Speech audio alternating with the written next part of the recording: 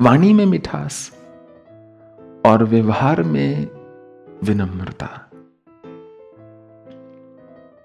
यदि आप ध्यान के पथ पर नहीं अपने आप को दुखी करना चाहते, नहीं मन मार कर बैठना चाहते पूजा आराधना साधना में, तो सिर्फ ये जो चीजें, दो चीजें मनुष्य जीवन में धारण कर ले, उसका सारा जीवन सफल हो जाएगा। इससे ज्यादा सरल तो मुझे लगता नहीं कुछ बताया जा सकता है।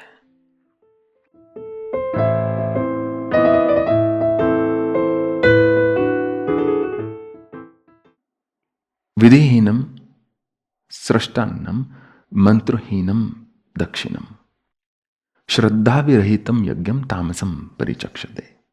कल भगवान ने बोला था वो यज्ञ जिसमें अन्नदान ना हो, वो यज्ञ जिसमें विधि का पालन ना हो, या वो यज्ञ जिसमें दक्षिणा ना दी जाए, वो तामसिक यज्ञ है। ऐसा यज्ञ जो है मनुष्य को पतन की ओर लेकर जाता है। जिस प्रकार यज्ञ 3 प्रकार का है और जिस तरह भोजन 3 प्रकार का है, जिस तरह और भी असंख्य चीजें भगवान ने 3 प्रकार की बताई हैं सांख्य शास्त्र के अनुसार, ठीक वैसे ही तप भी 3 प्रकार का है। देव द्विज गुरु प्राज्ञ पूजनम शौचम आर्जवम ब्रह्मचार्य अहिंसा च शारीरम तपुच्यते। तप अर्थात वो कृत्य करना जिसका कि हो सकता है कई बार ना भी मन करे, परंतु फिर भी मनुष्य उस कर्म को जो है करता है तो वो तप हो जाता है कि हम जानते हैं हमारे लिए करना श्रेयस्कर है, हमारे लिए उस कर्म को करना अच्छा है, पर किसी कारणवश अहंकार के कारण या मन के कारण या समझ के कारण या ना समझी के कारण जिस कर्म को हम नहीं करना चाहते पर करते हैं क्योंकि वो धर्म संगत है, युक्ति संगत है, उसको तप कहा गया है।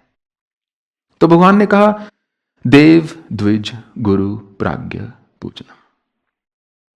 देवताओं की आराधना करना, द्विज अर्थात जो जिसको गायत्री मंत्र की दीक्षा मिल जाती है उसको द्विज कहा जाता है। द्विज अर्थात उसका दूसरा जन्म हो गया। दीक्षा से मनुष्य का दूसरा जन्म होता है। इसीलिए भगवान ने बोला था कि यज्ञ जिसमें पहले दीक्षा ना हो वो श्रेष्ठ यज्ञ नहीं है, वो तामसिक यज्ञ हो जाता है। बहुत वर्ष पहले की बात है, शायद आपने एक सुना होगा, शनि का एक दान होता है जिसको बोलते हैं तुला दान। अब मुझे पता नहीं मुझे आपको ये बात बतानी चाहिए या नहीं, क्योंकि कई बार उससे भ्रांति पैदा होती है। मैं ऐसा नहीं कह रहा कि मनुष्य को ग्रहों के उपाय करने चाहिए या उससे कोई ग्रह प्रसन्न हो जाता है, परंतु एक ऐसा समय था जब मैं ज्योतिष करता था कि मैं इसमें विश्वास रखता था। तो स्कूल की बात है, मेरा एक दोस्त था स्कूल में, उसके घर में कंस्ट्रक्शन चल रही थी और उन्होंने जयपुर से मार्बल मंगवाया। उसके पिता वहां खड़े थे जब वो मार्बल को ट्रक से निकाला जा रहा था और एक पूरी 9 फुट की स्लैब आके उनके पांव पर गिर गई और वो एकदम क्रश कर गया। जब ऐसा हो गया तो डॉक्टर्स ने बोला कि हो सकता है कभी चल पड़े, क्योंकि इतने प्लेट्स, इतने स्क्रूज, इतना कुछ लगा हुआ है कि पूरी एक छोटी बर्तन की दुकान वहां लगी हुई है पांव में, कि हो सकता है ये फ्यूचर में चल सके, पर उसमें कितना समय लगेगा हम नहीं कह सकते। 6 महीने तो बेड रेस्ट, कहीं नहीं गया। तो उन्होंने मुझे बताया कि ऐसा हुआ है और उन्होंने कहा कि इसके लिए कुछ कर सकते हैं क्या। तो मैंने उनकी जन्म कुंडली देखी। उस समय मैं स्कूल में पढ़ता था और मैंने देखा कि शनि जो है उसका चल रहा था एक अंतराल। तो हमने कहा कि आप जो है तुला दान करवा लीजिए। वो मेरे ज्योतिष काल में वो समय था जब मैं ग्रहों के नग को मैंने बताना बंद कर दिया था, क्योंकि मुझे उनमें विश्वास नहीं रहा था। हमने उनको कहा कि आप तुला दान करवा लीजिए। तुला दान में क्या होता है कि एक तरफ व्यक्ति बैठ जाता है, यजमान जो होता है जिसका दान, और दूसरी तरफ उसके वजन के बराबर अन्न रख दिया जाता है, और भांति भांति प्रकार के अनाज रख दिए जाते हैं, और फिर शीशा दिया जाता है, नमक दिया जाता है, तेल दिया जाता है, जो जो भी विधान है वो सब दिया जाता है दान में। और साधक ऐसे वस्त्र डालकर बैठता है जो कि वो दोबारा नहीं पहनेगा। अगर उस समय गलती से उसने स्वर्ण का कुछ भी ऐसा डाला हो शरीर पर, तो वो भी कायदे से तो वो भी फिर दान में जाना चाहिए। तो कहते हैं कि वो एक नया जन्म है। क्योंकि नया जन्म है तो शनि का प्रभाव जो पुराने वाला है वो खत्म हो जाता है, ऐसी धारणा है। उन्होंने उस दान को किया, 6 हफ्ते भी नहीं लगे, वो ऑफिस में दोबारा जाना शुरू कर दिया था उन्होंने, बिना किसी क्रचेस के। 6 weeks, that's all it took. तो द्विज जो होता है वो कहते हैं दूसरा जन्म है। इसीलिए सनातन धर्म के अंदर दीक्षा का इतना महत्व है। दीक्षा अर्थात वहां से अब दूसरा जन्म जो है मनुष्य का शुरू हो गया है। तो भगवान ने कहा है यज्ञ में हमेशा पावन होकर बैठना नितांत आवश्यक है, शौच और शुद्धता का ध्यान रखना। इसीलिए श्रेयस्कर है कि पहले व्यक्ति की दीक्षा हो जाए। यदि दीक्षा हो गई तो वो जन्म ही नया हो गया, वो शुद्ध हो गया। तो इसीलिए धनंजय, जो यज्ञ जिसमें पहले दीक्षा ना हो और बाद में दक्षिणा ना हो, वो तामसिक है। वो किया कि नहीं किया, भगवान ने कहा मुझे कोई फर्क नहीं पड़ता। और देव द्विज गुरु प्राज्ञ पूजनम, जो द्विज हैं, जो दीक्षित हैं और जो हमारे गुरु समान होते हैं, और जो प्रज्ञावान हैं, जो बुद्धिजीवी हैं, उनका आदर सत्कार करना शरीर का तप है। ब्रह्मचार्य का पालन कर सकना, कि मन दुखी हो रहा है, शरीर उत्तेजित हो रहा है, किसी के प्रति क्रोध आ रहा है, परंतु उस समय अपने आचरण को ब्रह्म में स्थित कर पाना। ऐसा नहीं कि ईंट का जवाब पत्थर से दिया जाए हर समय, वो कर पाना, अहिंसा के एक भाव से अपने दिन को, अपने समय को, अपने जीवन को बिता पाना, ये शरीर का तप है। जो ये तप करता है या कोई भी तप करता है, भगवान ने कहा है, आगे चलकर बताया है कि उसकी श्रद्धा के अनुरूप उसको फल मिलता है। फिर चाहे विधि कहीं ना कहीं कम भी हो जाए, कमी भी रह जाए, कोई बड़ी बात नहीं। क्या उसका भाव तप का था। अनुद्वैक करम वाक्यम सत्यम प्रियहितम चयत, प्रियहितम चयत, स्वाध्याय व्यसनम च वांग्मयम तपुच्यते। अनुद्वैक करम वाक्यम, ऐसे वाक्य जो है मनुष्य बोले जिससे कि दूसरे के हृदय में उद्वेग न उत्पन्न हो। किसी को दुखी करना आज के संसार में इतना सरल है, कुछ लगता ही नहीं। बस किसी के अहंकार को इतनी सी ठेस पहुंचा दो, तुरंत व्यक्ति दुखी है। किसी को बोल दो तुम किसी काम के नहीं, सत्य है या नहीं अलग बात है, वो ये सुन के तुरंत दुखी हो जाएगा। ये उद्वेग उत्पन्न करने वाला एक वचन होता है। मान लीजिए किसी के धर्म को हम नकारें, वो व्यक्ति दुखी होगा। उससे ना हमने कुछ सिद्ध किया, ना हमने कुछ प्राप्त किया, मात्र हमने दूसरे व्यक्ति को एक कष्ट दिया। अनुद्वेग कर्म वाक्यम सत्यम, ऐसे वाक्य जो उद्वेग ना उत्पन्न करें किसी के हृदय में। क्यों किसी को ताना मारना, या वो बैक हैंडेड कॉम्प्लीमेंट्स होते हैं, किसी को कहना आज तुम इतने सुंदर लग रहे हो, मुझे पहचान में ही नहीं आई।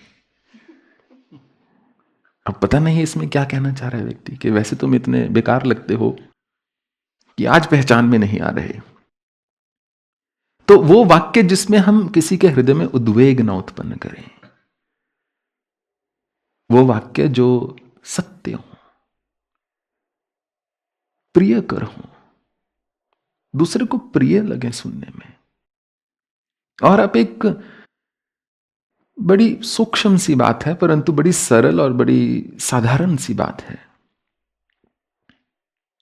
अगर मात्र व्यक्ति का व्यवहार और वाणी, ये दो चीजें सदा अच्छी रहे ना, उसको सभी पसंद करेंगे।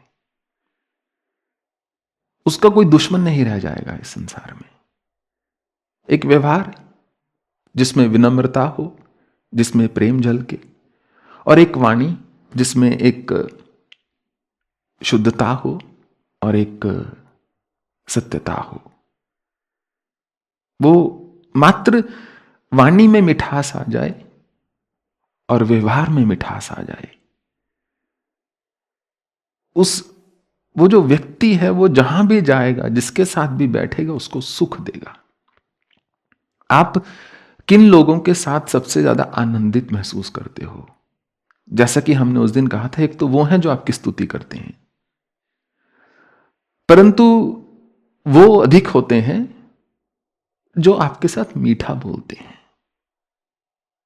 आपको फोक नहीं करते, पिन नहीं लगाते, सुनाते नहीं, ताना नहीं देते। उनके साथ स्वाभाविक है आपका मन ज्यादा लगेगा। उसमें कोई, मुझे नहीं लगता कोई ऐसे दिक्कत वाली बात है इसको समझने में।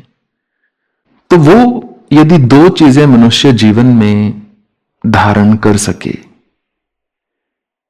कि अपनी जिह्वा पर मिठास ले आए, तभी कहते हैं जिह्वा पर सरस्वती का वास है।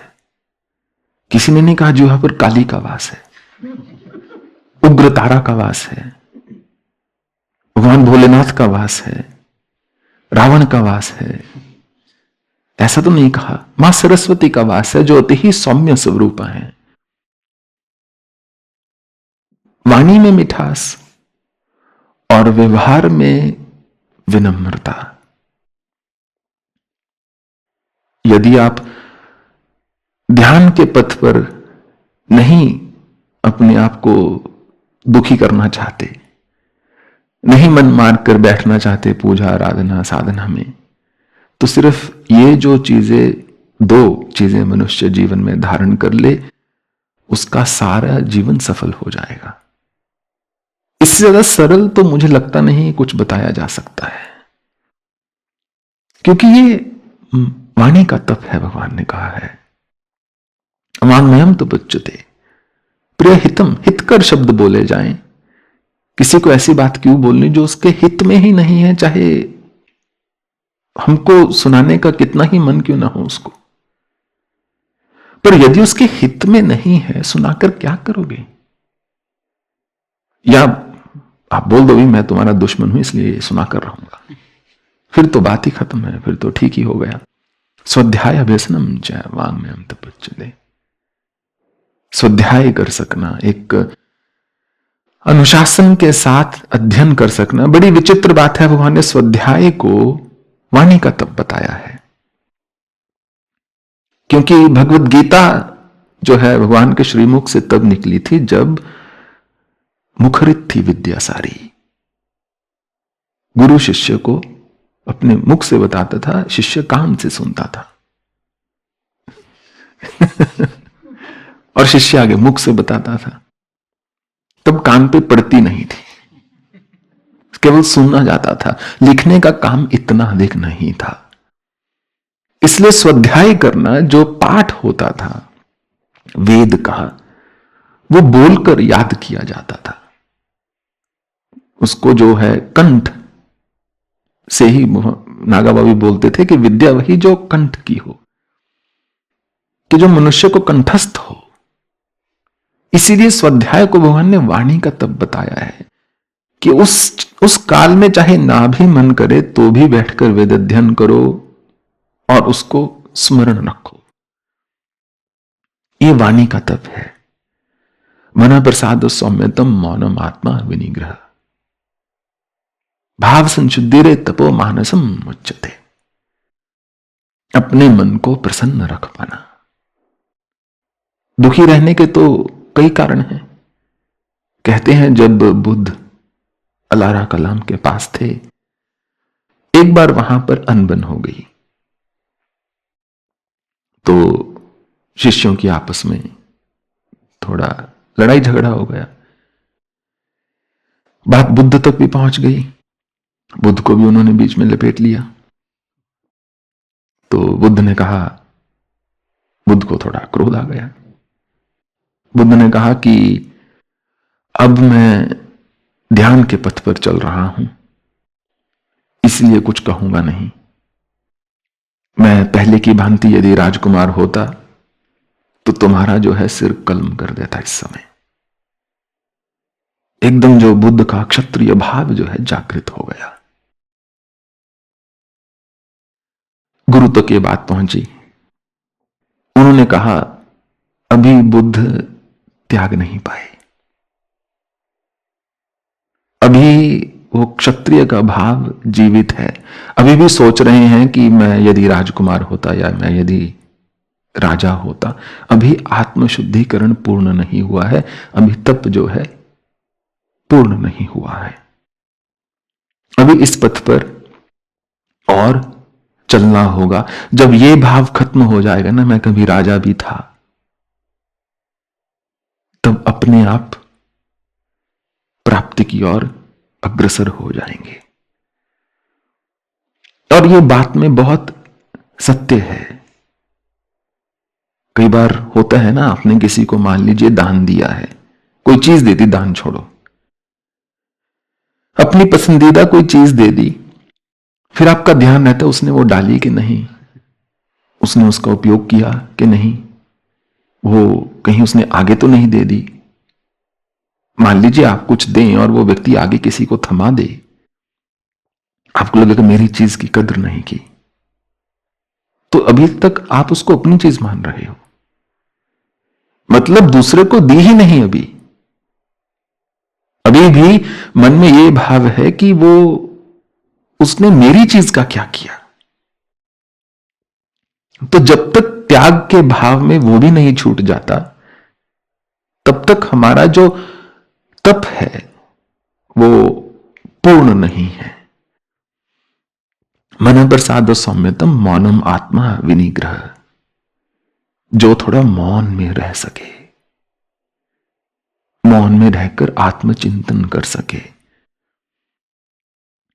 निग्रह कर सके, मन को एक जगह टिका सके।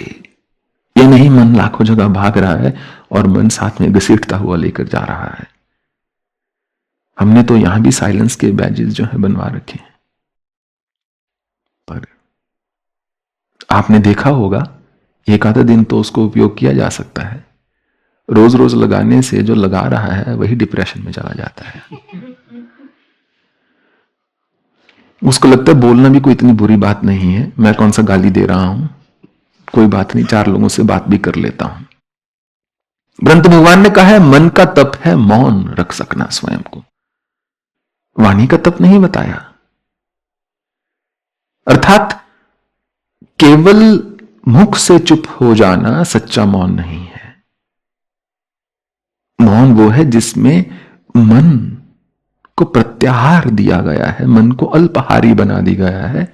वित्त से भी लगवाशियत वाक काय मानस। याद है भगवान ने कहा था, ध्यान योग परो नित्यम वैराग्यम सुभाश्रित बुद्धिया विशुद्धिया युक्तो धृतात्मा नियम में च शब्दादेश विषयस्तुकता राग द्वेष विदुष्य च। शायद 18वें अध्याय में था, हमने जब पहले किया था कि वो व्यक्ति जो कम खाए, कम बोले, कम सुने, कम सोए, पर युक्ति से, सही मात्रा में, जो वैराग्य का आश्रय लेकर ध्यान योग के पथ पर चल सके, अपनी बुद्धि को निरंतर शुद्ध करता चला जाए, ऐसे साधक को होती है प्राप्ति पराभक्ति की। और यहां पर भी भगवान यही बोल रहे हैं कि जो अपने मन को शुद्ध कर सके, मन के भाव को शुद्ध कर सके, भाव संशुद्धि, जो निरंतर अपने भावों को शुद्ध करता चला जाए, वही मन का तप है। अन्यथा वो एक बाहरी क्रियाकलाप रहेगा सदा, जिसका कि कोई बहुत लाभ नहीं होता। एक व्यक्ति था, कंस्ट्रक्शन साइट पर काम कर रहा था, और उसके हाथ में वो चेन सॉ जैसा एक टूल था, या जो भी उसको कहते हैं, और करते करते उसको छींक आ जाती है। छींक आ जाती है, वो चेन सॉ ऐसे हो जाता है, कान उसका कट के नीचे गिर जाता है। अब वो तीसरी मंजिल पे है, ऊपर से आवाज लगाता है, अरे मेरा कान कहीं यहां गिरा होगा। तो नीचे से एक व्यक्ति गुजरता है, तो ऊपर वो देख रहा है उसको, वो बोल रहा है कि ये चेन सॉ लग गया, मैं बहुत दर्द में हूं, पर मेरा कान जरूरी है, तो ही डॉक्टर उसको जोड़ेगा, अगर मिलेगा वो कहां है। नीचे सड़क पे जाते हुए व्यक्ति को कान मिल जाता है, वो ऐसे उठाता है, कहता है ये तुम्हारा कान है। वो ऐसे देखता है, नहीं नहीं, मेरे कान के पीछे तो पेंसिल लगी हुई थी, कहता मेरे कान के पीछे तो पेंसिल एक लगी हुई थी, ये तो खाली है। अब जो तप है वो यही है कि जब तप बाहरी रहता है, मनुष्य गलत चीज को अपने चिन्ह बनाकर वहां से अपना मार्गदर्शन लेता है। उसका सारा जो विधि विधान है वो बहिर्मुखी होकर रह जाता है, अंतर्मुखी मनुष्य हो ही नहीं पाता। और जब तक अंतर्मुखी नहीं होगा, तब तक वो अपने वास्तविक स्वरूप की प्राप्ति कहां से कर लेगा? गलत जगह ही ढूंढेगा, गलत ही निशान लेकर चलेगा। तो मन के शुद्ध करने से वाणी शुद्ध होती है, वाणी के शुद्ध करने से आचरण शुद्ध होता है, शरीर का तप करने से इंद्रियां और वाणी शुद्ध होती है। या मन से शुरू कर ले इंसान, या शरीर से कर ले, कहीं से भी कर ले, पर कहीं ना कहीं किसी पथ को पकड़कर चलना जरूरी है, एक संकल्प को लेकर उसको धारण करना जरूरी है। हमने आपसे पहले ही बताया कि नागा बाबा जो थे, बहुत जीवन में कई वर्ष उन्होंने घोर तप किया, जल विहार करना, बरसात के दिनों में एक पेड़ के नीचे रह जाना, और जलधारा करनी। इस कड़कती सर्दी में जैसी ये है, रात्रि को 12 बजे से लेकर सुबह 4 बजे तक 100 घड़े पानी से नहाते थे। ऐसे बाहर बैठ जाते थे और उनके शिष्य जो है पानी ऊपर डालते रहते थे उनकी जटाओं पर, और गर्मियों में पंचअग्नि धूना तापते थे, चारों ओर आग लगा के ऊपर से सूर्य 5वीं अग्नि। तो मैंने एक बार बाबा से पूछा, मैंने कहा बाबा, ये जो इतना घोर तप है शरीर का, जिसको कि हठ योग बताया गया है,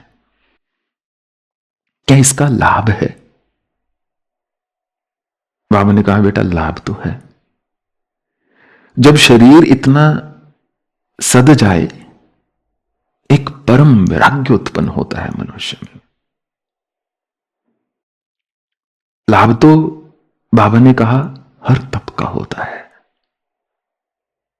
कोई भी तप जो है व्यर्थ नहीं जाता। परंतु आगे चल के भगवान बताएंगे कि जो तामसिक तप होता है, उसका कोई लाभ नहीं है, वो मनुष्य दिखाने के लिए कर रहा है। वहीं पर एक थे चंद्रमौली उनका नाम था, वो भी पंचअग्नि धूना तापते थे। पहले उन्होंने खड़ेश्वरी साधना शुरू की थी, जिसमें कि आपको खड़े रहना है। तो भी तीसरे ही वर्ष में थे कि जो टांग है वो बहुत फूल गई और उसमें पस पड़ गई और उसमें घोर इन्फेक्शन हो गया। उन्होंने कहा मैं बैठूंगा नहीं। बाबा ने किसी के हाथ संदेश भेजा, 2-4 गालियां उसमें भेजी और कहा पागल मत बनो, उसको बोलो। और भी कुछ बोला था, पागल मत बनो, उसको बोलो जाके अपना इलाज करवाए। अगर सच्चा योगिक भाव से साधना कर रहा होता है, ऐसे टांग में इन्फेक्शन हो संभव ही नहीं। क्योंकि बाबा ने खुद वो साधना 9 वर्ष खड़े होकर की थी। और उसमें क्या होता है, कभी भी सोते नहीं ऐसे लेट के। एक झूला टांग दिया जाता है, रात को भी उस झूले के सहारे रहेंगे, खड़े रहेंगे। ट्रेन में भी अगर जाना है तो मिडिल बर्थ आपका होगा, ताकि आप उसके सहारा लेकर खड़े रहें, आपको बैठना नहीं किसी भी अवस्था में। तो जब वो हुआ, उन्होंने भी एक बार पंचअग्नि धूना की साधना की, परंतु बाबा बिल्कुल भी प्रभावित ना थे उस बात को लेकर, बल्कि कह रहे थे सब दिखावा, आडंबर है इसका। और मैंने कहा चलो, बाबा ने बोला ठीक ही होगा। उसके कुछ दिनों के बाद चंद्रमौली आए, जब उनका वो समाप्त हुआ और मेरे पास अखबार लेकर आए। देखो सर्वानंद, मुझे कहते कल ही हमारे पास रिपोर्टर आया, 4 बजे हमको उठना था, इसके कारण हम 5 बजे तक बैठे रहे। कल फोटो लिया है हमारा, वो ऐसे वो खड़े थे जैसे ऐसे साधना होती है, एक टांग पर पंचअग्नि उसके बीच में, सिर्फ फोटो खिंचाने के लिए। और कहते हाथ मेरे जो है तब गए, मैं तौलिया लेकर बैठता हूं, हाथ ढक के गीले पानी से तौलिया लेकर ऐसे बैठता हूं। पर ये इसको रिपोर्टर बोलता है अच्छा नहीं लगेगा, इसलिए मैंने तौलिया जो है हटा दिया।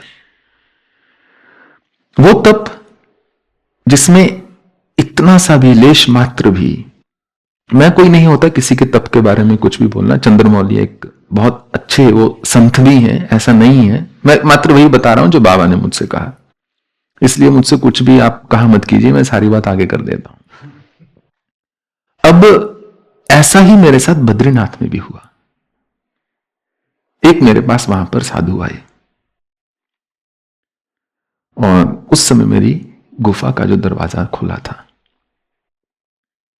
मैं देखूं वो आए हैं, दरवाजा वो बाहर ही, पता नहीं उनको 5-7 मिनट लग गए। मैंने देखा बाहर इतने उन्होंने कपड़े डाल रखे थे, एक जुराब उतारी, फिर दूसरी, फिर तीसरी, एक जैकेट उतारी, फिर दूसरी, फिर तीसरी। मैं सच कह रहा हूं, मैंने कभी इतना, मतलब अगर आप उनको बाहर से देखें तो वो महाबली खली दिखते थे, परंतु जैसे उन्होंने सारे वस्त्र उतारे, लगता था किसी स्कूल का बच्चा आके खड़ा हो गया है, ऐसा इतने वस्त्र उन्होंने डाल रखे थे। तो मैंने देखा वो बाहर छोटी सी चट्टान थी, इतना बड़ा उसके ऊपर लद गया वस्त्रों का। वो भीतर आए, मैंने कहा आप कुछ भोजन प्रसाद इत्यादि पाएंगे? कहते नहीं, मैंने ब्रेकफास्ट किया हुआ है, मैं बिस्किट खा के चला था। मैंने कहा बहुत अच्छा। तो कहते पहले मैंने इसी गुफा में रह के तप किया है। मैंने कहा बड़ी अच्छी बात है, किसी ने बताया नहीं, ये तो टूटी हुई थी जब मैं आया, मतलब यहां तो कुछ था नहीं, वो पत्थर लगवा के मैंने ही बनवाई थी। कहते बहुत साल पहले, बहुत साल पहले। मैं तो घूमता रहता हूं ऐसे, हिमालय में ही विचरण करता हूं। मैंने कहा बड़ी अच्छी बात है। फिर उन्होंने मुझे अपना कार्ड निकाल के दिखाया। कहती है मेरे आश्रम है जगह जगह, ये मेरा बंबई में भी एक आश्रम है, एक मेरा आश्रम बद्रीनाथ में है, एक मेरा आश्रम वहां पर है। मैंने कहा फिर तो आप बहुत जगह जगह आपको जाना पड़ता होगा, मैं आज तक मुंबई नहीं गया। उन्होंने कहा मुझसे। तो मैंने कहा फिर आश्रम भक्त लोगों ने आश्रम बना रखे हैं जगह जगह। और फिर उन्होंने वो विजिटिंग कार्ड ऐसे खुलने वाला था, एक तरफ उनकी फोटो लगी हुई, जिसमें लंगोट डाल के उन्होंने बर्फ में बैठ के फोटो खिंचाई हुई थी।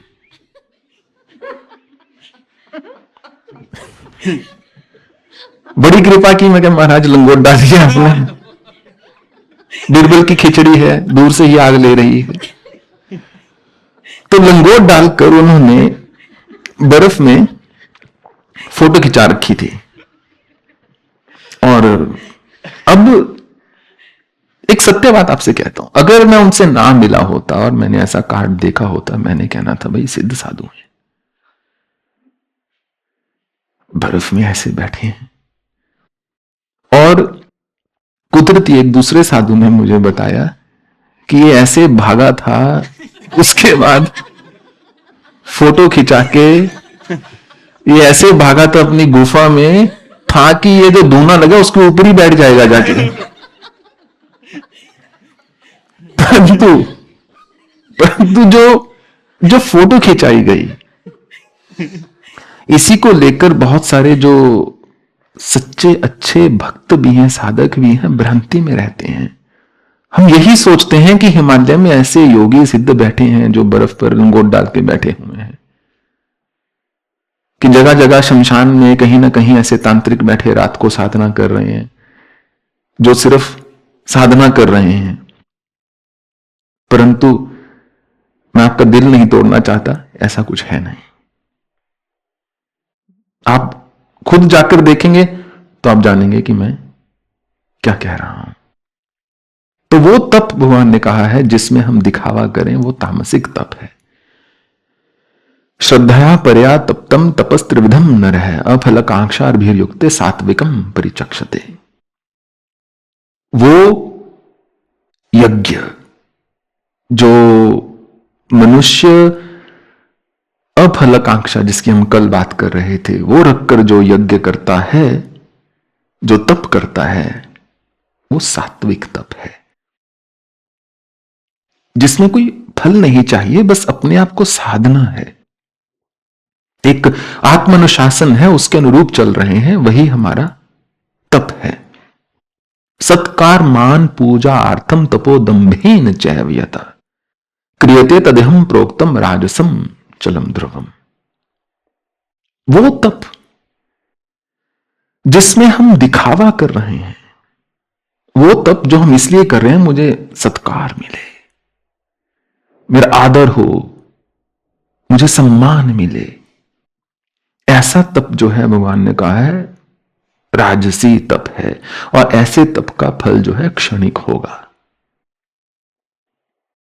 राजसम चलम ध्रुवम, चलायमान फल है, उसका थोड़ी देर के लिए प्राप्त होगा, फिर वो खत्म हो जाएगा, जैसे कि वो फल जिसके अंदर बीज ना हो। फल खाया, खत्म। बीज है तो बीजारोपण हो सकता है, उससे नया पेड़ आ सकता है।